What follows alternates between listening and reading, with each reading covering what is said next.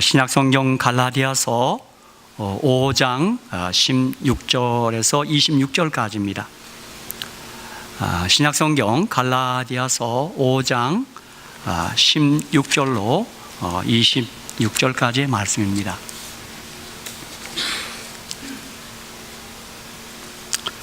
제가 봉독하겠습니다.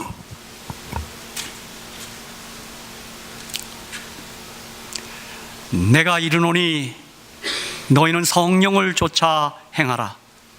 그리하면 육체의 욕심을 이루지 아니하리라. 육체의 소욕은 성령을 거스리고 성령의 소욕은 육체를 거스리나니 이 둘이 서로 대적하므로 너희의 원하는 것을 하지 못하게 하려 함이니라. 너희가 만일 성령의 인도하시는 바가 되면 율법 아래 있지 아니하리라. 육체의 일은 현저하니 곧 음행과 더러운 것과 호색과 우상 숭배와 술수와 원수를 맺는 것과 분쟁과 시기와 분냉과 당 짓는 것과 불리함과 이단과 투기와 술 취함과 방탕함과 또 그와 같은 것들이라. 전에 너희에게 경계한 것 같이 경계하노니 이런 일을 하는 자들은 하나님의 나라를 유업으로 받지 못할 것이요 오직 성령의 열매는 사랑과 희락과 화평과 오래 참음과 자비와 양선과 충성과 온유와 절제니 이 같은 것을 금지할 법이 없느니라. 우리 24절 25절은 함께 읽도록 하겠습니다. 그리고 이 본문 낭독을 마무리하겠습니다. 자, 24절 다 같이 시작. 그리스도 예수의 사람들은 육체와 함께 그 정과 욕심을 십자가에 못 박았느니라. 만일 우리가 성령으로 살면 또한 성령으로 행할지니 헛된 영광을 구하여 서로 격동하고 서로 투기하지 말지니라. 아멘. 오늘 저는 이 본문의 말씀을 가지고 성령으로 살고 성령으로 행하라, 이런 제목으로 함께 은혜를 나누고자 합니다. 마침 우리가 교과 시간에도 이번 3, 4분기에 3개월 동안 갈라디아서를 연구하고 있습니다. 또 오늘 우리 교과 내용도 제12가 영으로 살아감. 오늘 저는 이 예배 시간에도 설교를 성령으로 살고 성령으로 행하라, 같은 주제일 수 있습니다. 예수 그리스도의 죽으심과 부활, 이것이 우리를 구원하는 복음입니다. 이것이 성경의 복음인 것입니다. 제가 이렇게 말씀드리면 로마서 4장 25절로 5장 2절, 그리고 고린도전서 15장 1절로 4절 까닭입니다. 예수는 우리 범죄함을 위하여 내어줌이 되고 죽으신 바 되고 또한 우리를 의롭다 하심을 위하여 살아나셨느니라. 우리 한번 5장 1절 2절 사도 바울이 이 사실을 믿으면서 누리는 은총에 대해서 우리 로마서 5장 1절 2절 한번 보십시오. 한번 우리 다 같이 한번 이 주님의 죽으심과 부활이 복음이라는 사실, 그리고 이것을 믿는 이가 누리는 행복에 대해서 바울이 로마서 5장 1절 2절 이렇게 얘기합니다. 시작. 그러므로 우리가 믿음으로 의롭다 하심을 얻었은즉 우리 주 예수 그리스도로 말미암아 하나님으로 더불어 화평을 누리자. 또한 그로 말미암아 우리가 믿음으로 서 있는 이 은혜에 들어감을 얻었으며 하나님의 영광을 바라고 즐거워하느니라. 제가 몇 차례 언급했습니다만 이 즐거워하느니라가 성경 원어인 헬라어는 카오코메타입니다. 이건 막 뛸 듯이 기뻐하다 이 말입니다. 그분의 죽으심과 부활이 우리에게 의롭다함을 약속하고 하나님과 화평케 하며 이것이 바로 우리의 구원입니다. 그래서 바울은 이 사실을 믿은 것 때문에 그가 막 날듯이 기뻐한다 그랬어요. 저와 여러분도 주님의 죽으심과 부활로 마련한 이 구원의 복음 까닭에 좀 기뻐하시는 저와 여러분 되시길 주의 이름으로 축복합니다. 이걸 믿으면 좀 기뻐해야 되는데 우리 재림 성도들은 이 표현하는데 조금 약간 좀 인색한 것 같습니다. 또 고린도서 15장 1절로 4절에서도 형제들아 내가 너에게 전한 복음을 너희로 알게 하노니 이는 너희가 받은 것이요 그 가운데 선 것이라. 너희가 만일 나의 전한 그 말을 굳게 지키고 헛되이 믿지 아니하였으면 이로 말미암아 구원을 얻으리라. 구원을 얻으리라. 그렇죠? 내가 전한 복음을 너희가 믿으면 구원을 얻으리라. 3절 4절입니다. 자, 그럼 복음이 뭔가? 3절 4절 다 같이 시작. 내가 받은 것을 먼저 너에게 전하였노니 이는 성경대로 그리스도께서 우리 죄를 위하여 죽으시고 장사 지낸 바 되었다가 성경대로 사흘 만에 다시 살아나서. 여러분, 여기서 말하는 성경은 무슨 성경일까요? 구약 성경입니다. 그러므로 예수 그리스도의 죽음과 부활, 이것이 우리를 구원하는 복음입니다. 거기에 우리의 구원이 있는 것입니다. 바울을 통하여 갈라디아 교회들에게 주신 기별인 갈라디아서는 그래서 첫 문장에서부터 복음의 가장 핵심되는 예수 그리스도의 죽으심과 부활을 언급하고 있는 것입니다. 여러분, 이번에 우리 갈라디아 공부할 때 갈라디아 1장 1절 기억나시죠? 사람들에게서 난 것도 아니요 사람으로 말미암은 것도 아니요 오직 예수 그리스도와 및 죽은 자 가운데서 그리스도를 살리신 하나님 아버지로 말미암아 사도된 바울은. 그래서 바울은 이 갈라디아 첫 문장을, 첫 인사를 예수 그리스도의 죽으심과 부활을 말하고 있는 것입니다. 그분의 죽으심과 부활하심, 그것이 우리를 구원하는 복음인 것입니다. 그런데 갈라디아 교회의 유대인 그리스도인들은 이것을 부인하지는 않았지만 여기에 인간이 율법을 지키고 할례를 받아야 한다는 조건을 붙이고 있습니다. 바울은 이것을 다른 복음이라 했고 그리스도를 떠나는 것이라고 말합니다. 그리고 이 그리스도의 죽으심과 부활을 떠난 다른 복음을 전하면 저주를 받을 것이라고까지 이야기합니다. 여러분이 갈라디아서 보면 그렇게 복음하는 것이라고 주장한다면 차라리 베어버리라고 했어요. 정말 아주 심한 말을 했어요. 여러분, 제가 목사로서 우리 성도들에게 이상한 말 한 그 버리라고 하는 건 아마 여러분 한번 교회 다시 한번 봅니다. 오늘 바울이 복음에 관해서 아주 담화한 태도를 취한 적이 있습니다. 갈라디아 1장 6절에 그리스도의 은혜로 너희를 부르신 이를 이같이 속히 떠나 다른 복음 쫓는 것을 내가 이상히 여긴다. 여러분, 그러므로 저와 여러분이 예수 그리스도의 죽으심과 부활을 말하는 그리스도의 은혜를 믿음으로 구원받은 사실을 믿으십니까? 네. 이게 우리의 구원입니다. 이게 구원의 확신인 것입니다. 우리의 구원에 더할 것이 없습니다. 이것이 우리의 구원입니다. 그래서 사도 바울은 또 이 사실 때문에 복음은 은혜의 복음이라고 말했습니다. 그러나 사실 은혜는 받을 자격이 없는 이들에게 베풀어주는 조건 없는 사랑이 은혜입니다. 그게 은혜예요. 그렇죠? 그러므로 우리가 행위로 구원받는다고 하면 하나님의 은혜, 하나님의 사랑을 조건부 사랑으로 만들어버리는 거예요. 그래서 그것이 다 은혜예요. 하나님은 일방적 은혜, 그 무한하신 은혜로 우리를 구원하셔요. 그렇죠?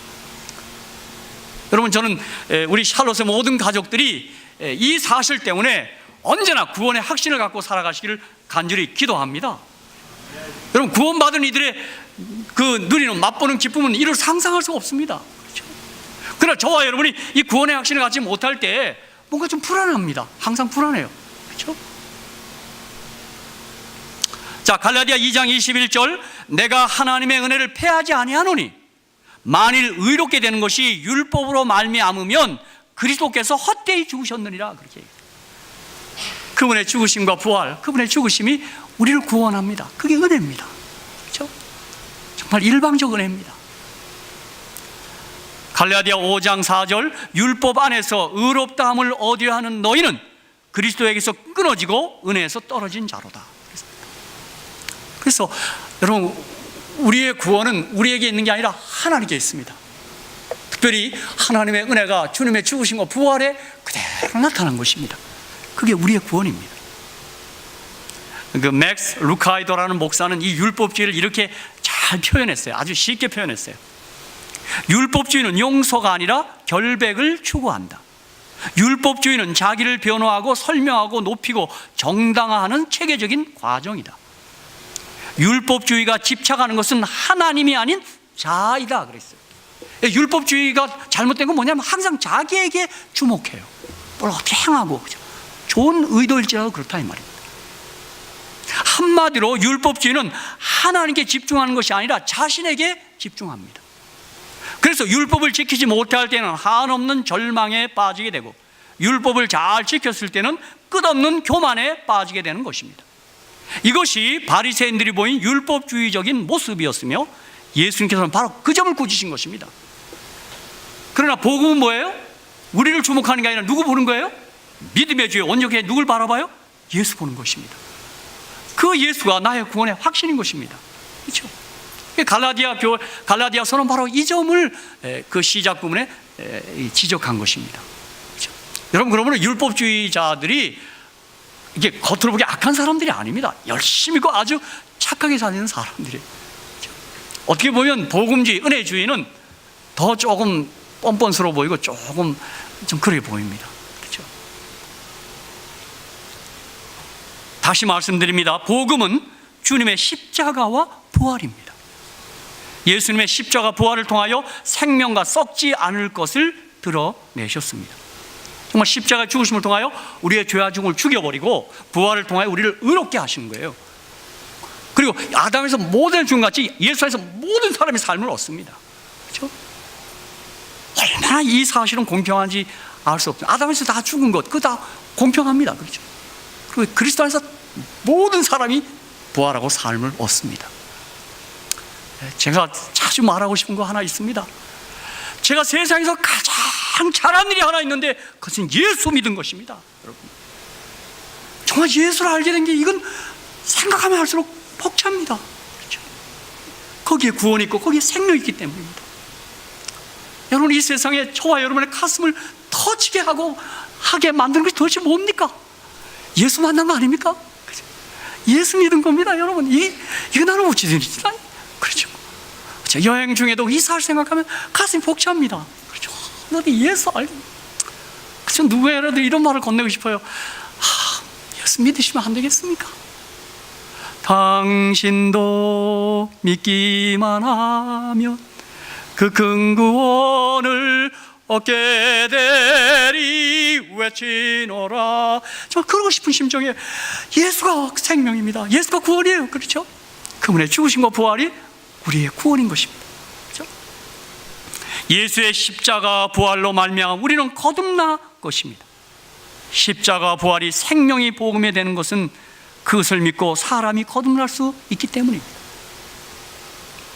갈라디아 2장 16절, 사람이 의롭게 되는 것은 율법의 행위에서 한 것이 아니요. 아멘. 아니요. 오직 예수 그리스도를 믿음으로 말미암은 줄 아는 거로 우리도 그리스도 예수를 믿나니 이는 우리가 율법의 행위에서 아니고 그리스도를 믿음으로써 의롭다함을 얻으려 함이라. 율법의 행위로서는 의롭다함을 얻을 육체가 없느니라. 사실 우리 재림교회도 다음 기회에도 또 로마서 연구합니다. 이 갈라디아 로마서를 통하여 종교개혁 500주년을 지금 기념하고 있는 것입니다. 마틴 루터가 종교개혁을 일으킬 때 그 천주교회가 무슨 행위로 구원받는다고 그렇게 강조하니까, 여러분, 그래서 제가 천주교회 이렇게 보면 이 성당에 어느 때 가보면 겨울에도 불을 안 핀다 그러는데 이게 자꾸 고행을 강조합니다. 그런 것들이 하나의 의로 작용하기 때문입니다. 뭐 착한 일을 하라. 예. 여러분, 제가 보니까 선행도요, 자기 행위적 선행이 있고 은총적 선행이 있어요. 행위적 선행은 하나님의 계정에 들어오지 않습니다. 그렇죠? 어떻게 보면 좀 약간 모순이죠. 그래서 자꾸 이 천주교 고행을 얘기하는 겁니다, 여러분. 그것이 의로 작용하기 때문입니다. 그렇죠? 여기 분명히 우리가 율법의 행위에서 아니고 그리스도를 믿음으로써 의롭다함을 얻으려 함이라. 율법의 행위로서는 의롭다함을 얻을 육체가 없느니라. 그래서 우리도 지금도 많은 사람들이 성직자는 좀 고생을 더 많이 해야 된다, 자꾸 이런 생각이 갖는 거예요. 그게 다 의로 작용하기 때문에 그래요. 그렇죠? 네? 그러나 갈라디아서는 거기서 끝나지 않습니다.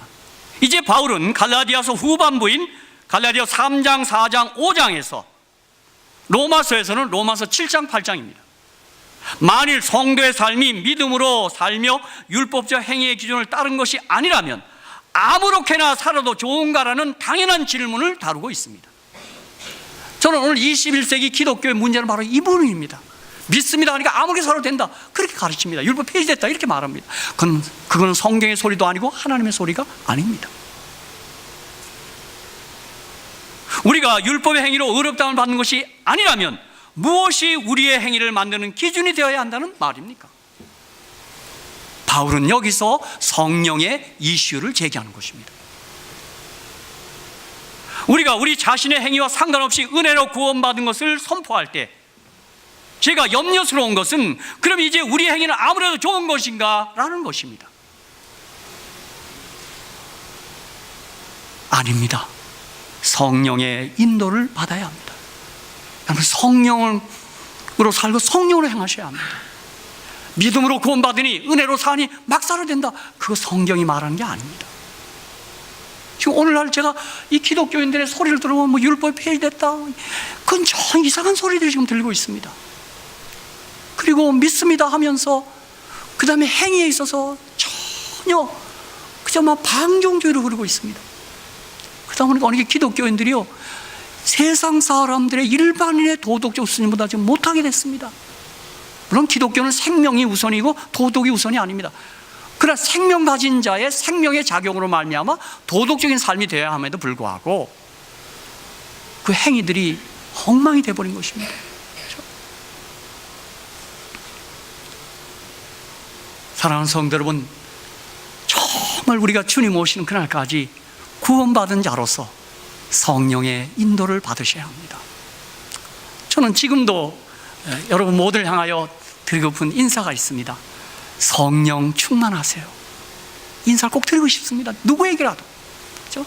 뭐 제가 시조나 가정건강 이렇게 배포하면서 제가 꼭 나올 때 인사하는 게 있습니다. 성령 충만하세요. 제가 그렇게 인사합니다. 그렇죠? 갈라디아 5장 16절, 내가 이르노니 너희는 성령을 쫓아 행하라. 그리하면 육체의 욕심을 이루지 아니하리라. 갈라디아 5장 18절, 너희가 만일 성령의 인도하시는 바라가 되면 율법 아래 있지 아니하리라. 갈라디아 5장 25절, 만일 우리가 성령으로 살면 또한 성령으로 행할지니. 성령으로 살고 성령으로 행해야 합니다. 여러분, 성령으로 살고 성령을 행하는 것이 어떤 경험일까요? 어떤 모습일까요? 좋아요. 여러분이 성령으로 살고 계십니까?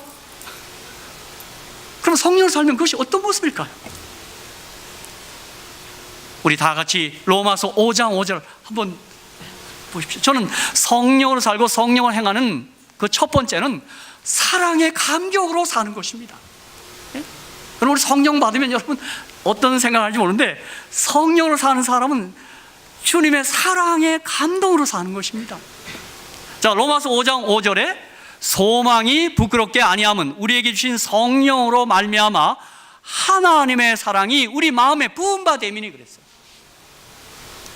여러분, 성령으로 산다는 것이 얼마나 벅찬 경험인지 모릅니다. 그분의 사랑이 늘 내 마음에 부은 바 되는 것입니다. 그러므로 성령은 사랑을 사랑으로 받게 합니다. 성령을 받으면 사랑이 사랑으로 분명하게 느껴지는 것입니다. 여러분이 성령 충만하면 그분의 사랑이 느껴지는 거예요. 그 사랑으로 사는 거예요. 저는 이 사랑 얘기하니까 뭐 좀 세속 가요가 생각나네요. 사랑을 하면 뭐예요? 예뻐지셨죠? 여러분? 믿으면 예뻐져요. 믿으면 기뻐져요. 그럼요. 진짜 저는 우리 신앙생활 하는 사람들의 얼굴을 책임져야 돼요. 우리가 성령을 살면 그 사랑이 부음받습니다. 그렇죠? 한번 묻겠습니다. 여러분, 하나님의 사랑이 실감 나십니까? 아유, 아멘, 할렐루야. 저는 왜 사람들이 하나님의 사랑을 왜 실감하지 못하냐, 이유가 있더라고요. 보니까 제가 보니까 너무 작으면 깨닫지 못하고 모르고 안 보입니다. 너무 작으면요. 너무 커도 깨닫지 못하고 보지 못하고 모릅니다. 하나님의 사랑은 너무 커서 성령으로 외에는 깨닫지 못합니다. 이 사랑이 너무 큽니다. 여러분, 너무 큰 우주는 우리가 볼 수 없어요. 너무 작은 세계는 못 보는 거예요. 여러분, 여러분, 세균을 우리가 볼 수 있다면 어떻게 살겠어요? 지금 제 손에 세균은 얼마나 많을까요? 제 안에 손으로, 그 세균 많은 손으로 음식 하는 걸 제가 어떻게 먹겠어요? 그죠? 너무 작아도 너무 커도 보이지 않고 깨닫지 못합니다. 원소, 세균은 현미경을 통해서 보고 우주는 망원경을 통해서 봅니다. 하지만 하나님의 사랑은 성령을 통해서 깨닫습니다. 그래서 성령 받아야 되는 것입니다. 하나님 사랑이 아무리 커도 성령 없이는 깨닫지 못합니다.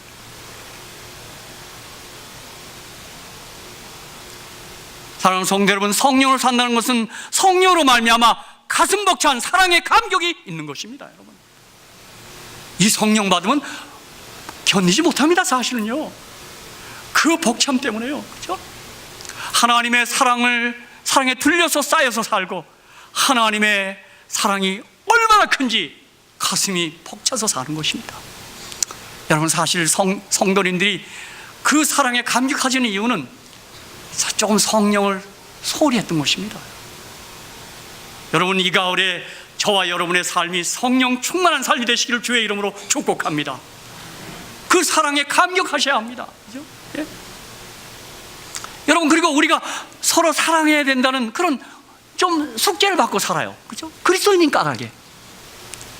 저는 그런 숙제를 받을 때마다 하나님의 사랑으로 사랑합니다라고 하는 한 사모의 시가 생각납니다.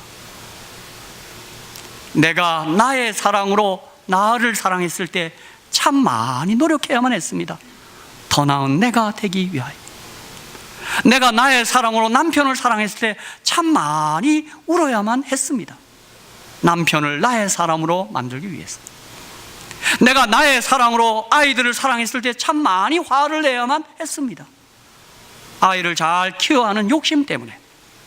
내가 나의 사랑으로 이웃을 사랑했을 때 참 많이 참아야만 했습니다. 사랑해야 한다는 윤리 때문에. 이제는 하나님의 사랑으로 사랑합니다. 더 큰 사랑으로 사랑을 하니 사랑하는 일이 쉬워졌습니다. 사랑하는 일이 감사가 됩니다. 사랑하는 일이 기쁨이 됩니다. 여러분, 우리의 사랑으로 사랑하는 거 힘듭니다. 그럼 정말 잘 안 됩니다. 그러나 하나님의 사랑으로 사랑할 때 그게 감사가 되고 기쁨이 됩니다. 그래서 우리가 형제를, 이웃을 사랑할 때도 성령받아 하나님의 사랑으로 사랑해야 합니다. 그렇지 않으면 사랑이 힘듭니다. 정말 사랑 너무 힘듭니다. 그렇죠? 저와 여러분이 성령 충만해서 하나님의 사랑으로 충만하면 사랑하는 일이 쉬워집니다. 그렇죠?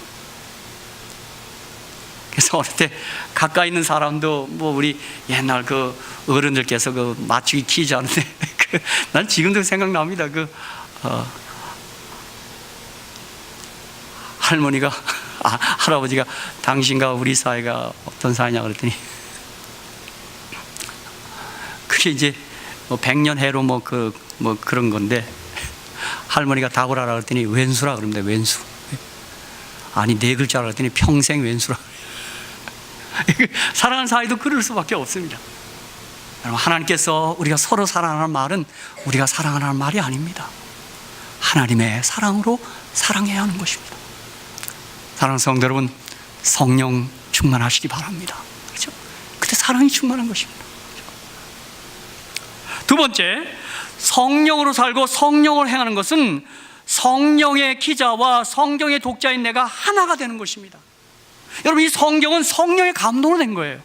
근데 성령으로 사는 사람은 이 성경의 기자와 성경의 독자인 내가 하나가 되는 거예요. 다시 말하면 성경이 보이고 성경이 열리고 성경이 깨달아지는 거예요. 우리가 성경을 읽으면서도 성경을 못 보는 수가 있어요. 제가 보니까. 자, 사도 바울이 고린도후서 3장 14절 17절에 이 이야기를 한 거예요. 한번 보십시다. 고린도후서 3장 14절 17절. 참 바울이 참 표현을 참 재밌게 했어요. 여러분, 성경 읽는 거 못지않게 성령으로 읽어야 돼요. 성령으로요. 네? 그러나 저희 마음이 완고하여 오늘까지라도 구약을 읽을 때 혹은 뭐 신약을 읽을 때 그 수건이 오히려 벗어지지 아니하고 있으니 그 수건은 그리스도 안에서 없어질 것이라. 오늘까지 모세 글을 읽을 때 수건이 오히려 그 마음을 덮었도다.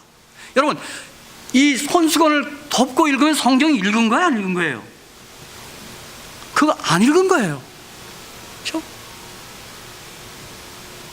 그러나 언제든지 주께로 돌아가면 그 수건이 벗어지리라.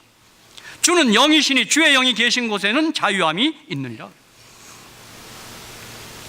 다시 말씀드리면 성령이 임하면 성경이 마음에 와닿고 이해가 됩니다. 성령이 임하면 말씀이 꿀처럼 달게 느껴지고 한 절 한 절이 영혼 속으로 쏙쏙 들어오는 체험을 합니다. 성령이 임하면 성경에서 예수님을 발견하고 그분을 만나 기뻐하는 것입니다, 여러분. 그렇죠? 그리고 이 성경을 읽고 싶어지는 것입니다. 그렇죠? 성령이면. 그렇죠? 여러분, 지금 가을이 오고 있습니다. 여러분, 이때 정말 성경으로 달려가셔야 합니다.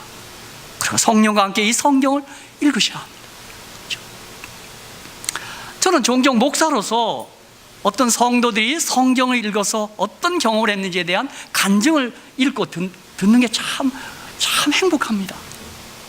제가 LA에 있을 때도 한 부부가 성경 읽다가 일어난 경험을 간증하는데 참 공감이 되더라고요. 이 부부가 아이들의 교육 때문에 투자 이민을 옵니다. 또 고모가 떠밀어서 교회를 나갑니다. 근데 이 남자분이 교회 가서 앉았는데 목사님 설교 들을 때마다 어떤 마음이 일어나냐면 저 목사가 거짓말을 참 잘한다 이렇게 들리더랍니다. 전부 거짓말, 전부 다. 이분이 결심합니다. 내가 성경 읽어서 저 목사의 거짓말을 내가 부셔뜨리고 교회를 그만 나가자 이렇게 됐어요. 그리고는 그분이 성경을 엽니다. 여러분, 그가 성경 읽다가 주님을 만납니다. 그가 새벽 시간이었습니다. 밤을 새서 성경 읽었어요. 울었습니다. 그리고 자는 아내를 깨웠어요. 여보 일어나봐. 그리고 한단 말이요. 나는 하늘 가고 당신 하늘 못 간다 이랬어요. 자기는 주님 만나니까 하늘 가고 거듭나니까 당신은 아직 나처럼 형식으로 다니까 못 간다 이런 얘기였어요.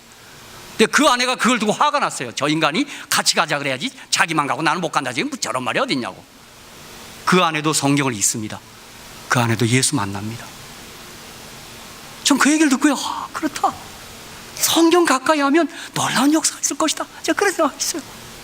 그런데 제가 읽은 최근의 책에 보면 그 알파 코스를 전하는 니키 검블이라는 목사님이 계십니다. 야, 나는 그분이 지금 아주 세계적으로 큰 사역을 하시는 분인데 그분도 그런 경험을 했어요. 보니까요. 그의 경험을 제가 지금 말씀드리겠습니다.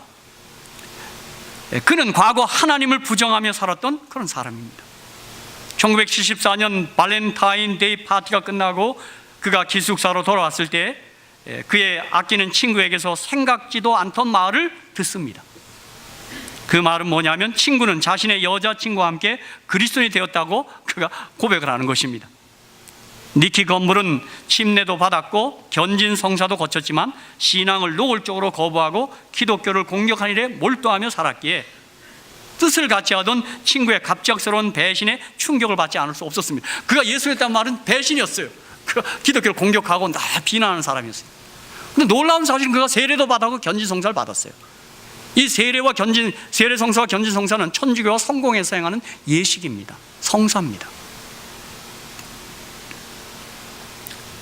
니키 건물은 친구가 다시 제정신이 들게 해야겠다는 생각에 그는 성경과 함께 코란, 마르크스, 사르트르 등을 독파하기로 결심했습니다.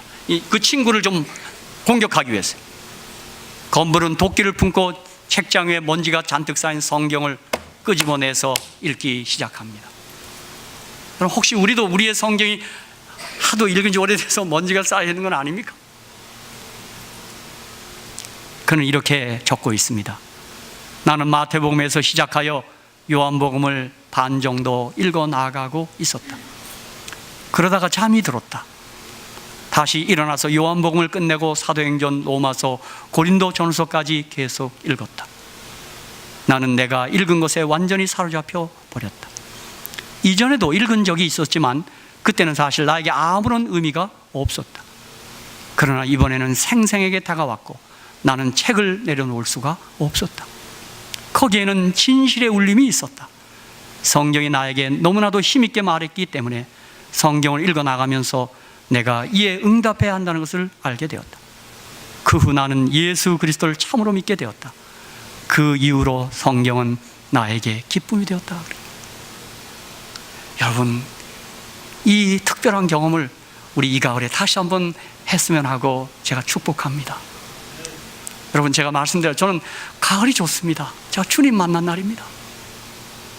제가 인터넷을 통해서 제가 1980년 가을에 주님을 만났는데 그때가 10월 첫 주에 월요일이 무슨 날이었는데 10월 7일입니다. 제가 그날 태어났습니다. 제가 그때 성경에서 성경을 깨닫고요, 성경이 얼마나 좋던지요.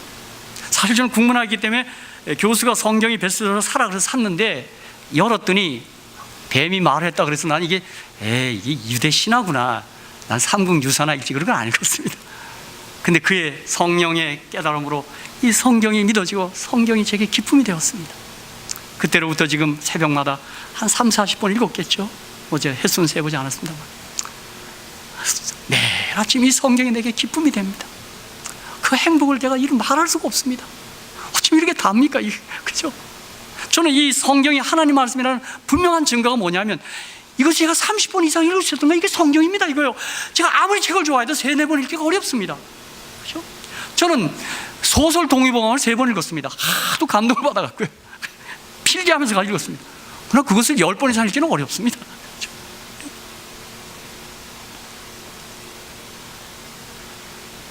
미키 건물은 저와 동갑내기더라고요. 55년생 양띠더라고요, 이분이요.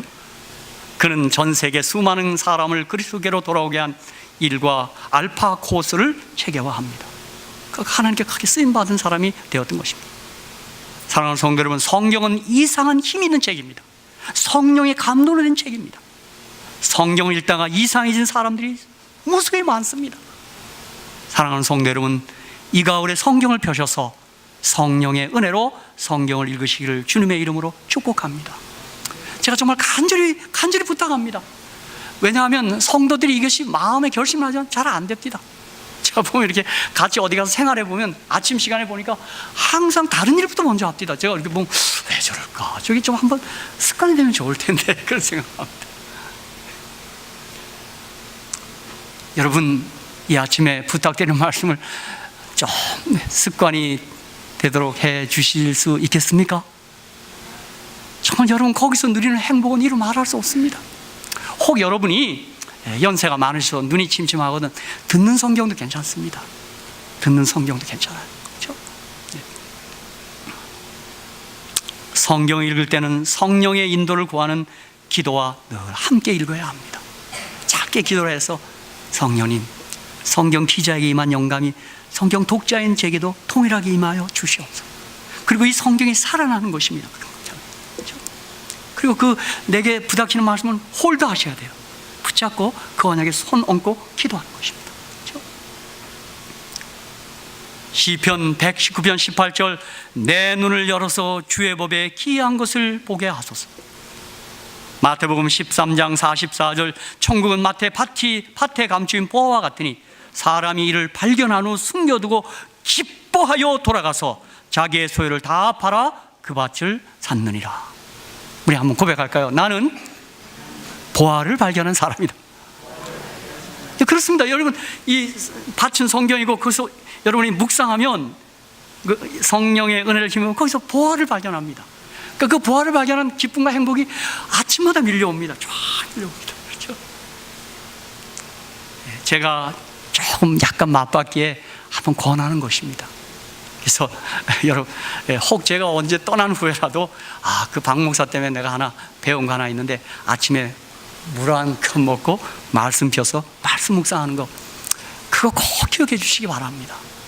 뭐 정 바쁘시면 정 읽을 시간이 없으면 잠깐 이렇게 좀 만지고라도 나가십시오. 이렇게 다 이렇게 하고 그렇게 하십시오. 참 이 말씀이 이게 보화입니다. 이게 보화밭이더라고 보니까. 그렇죠? 이제 끝으로 성령으로 살고 성령으로 행하는 것은 율법의 요구를 이루어가는 삶을 사는 것입니다. 우리 기독교가 율법주의가 아니지만 율법 폐기주의나 무율법주의도 아닙니다. 로마서 8장 4절, 우리가 아주 중요한 성경절입니다. 다 같이 한번 우리 화면에 혹 띄워주시면 한번 우리 다 같이 한번 깊이 한번 묵상하며 읽겠습니다. 시작. 육신을 쫓지 않고 그 영을 쫓아 행하는 우리에게 율법의 요구를 이루어지게 하려 하심이니라. 아멘.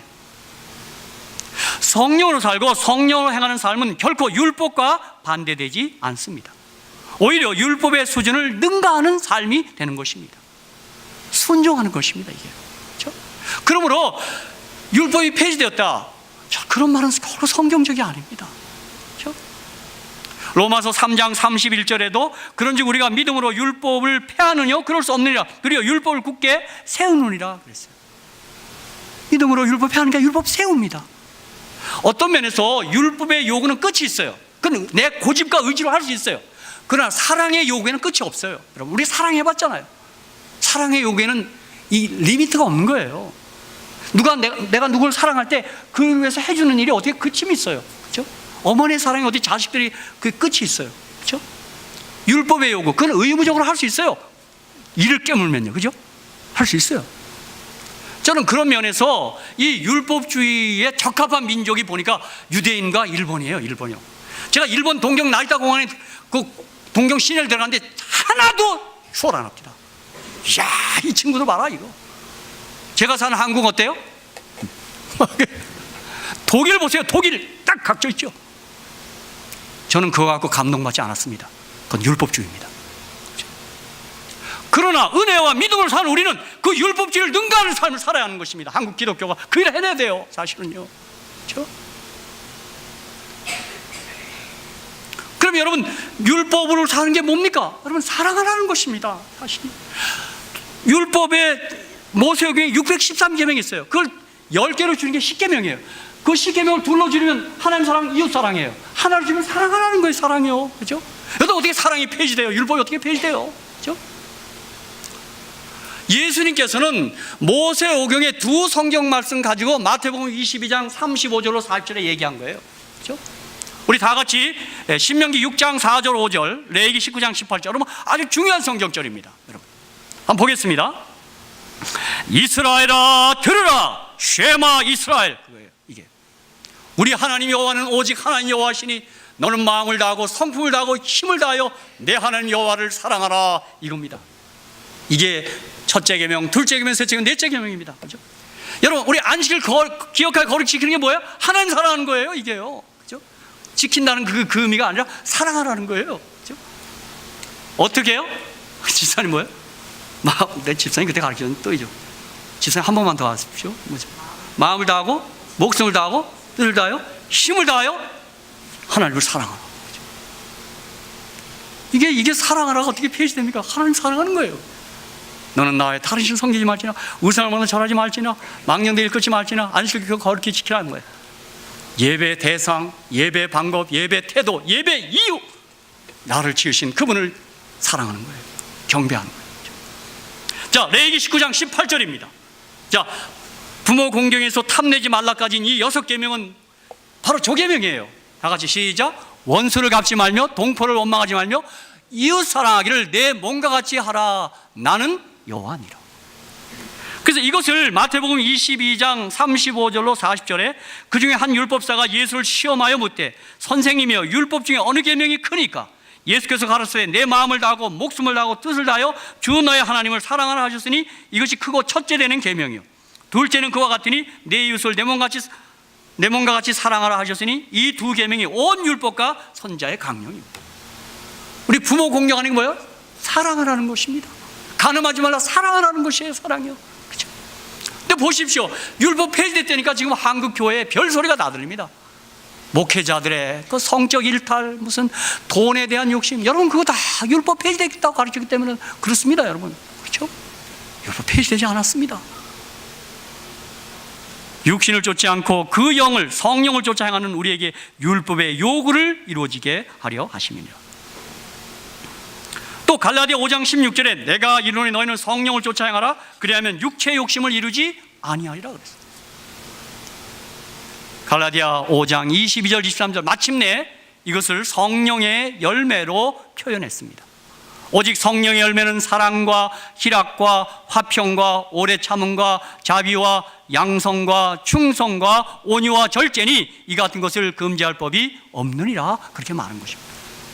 그래서 여러분이 성령의 열매 맺는 삶은 사실 율법이 요구하는 그 이상을 능가하는 것입니다. 그래서 이 성령의 첫 번째도 사랑이에요. 사랑. 여러분, 성령을 쫓아 행하는 사람은 사랑하며 사는 사람이에요. 먼저는 하나님 사랑하는 거예요. 그리고 내 이웃을 내 몸같이 사랑하는 것입니다. 그렇죠? 여러분, 우리 이 아침에 다시 한번 하나님 사랑하는 것을 우리 스스로 좀 점검합시다. 그렇죠? 우리 한번 하나님 들으실 테니 한번 고백 한번 합시다. 하나님 사랑합니다. 우리 한번 크게 한번 하겠습니다. 시작. 하나님 사랑합니다. 아멘. 아멘. 그렇죠? 하나님 사랑합니다. 그렇죠? 저는 다시 그게 좋아요. 나의 힘이 되신 여호와여, 내가 주를 사랑하나이다. 그래서 주님, 넌 내 마음에 합한다 그랬어요. 그죠? 저도 흉내내고 고백하거든요. 그런 착각이 들 때가 있어요. 하나님 나보고요, 저는 마음에 들어, 저는 마음에 들어. 예? 그런 생각이 들더라고요. 그죠? 나의 힘이 되신 여호와여, 내가 주를 사랑하나이다. 그죠? 고백하는 거예요. 그죠? 로마서 8장 9절에 만일 너희 속에 하나님의 영이 거하시면 너희가 육신에 있지 아니하고 영에 있나니 누구든지 그리스도의 영, 성령이 없으면 그리스도의 사람이 아니라. 그렇게 얘기해요.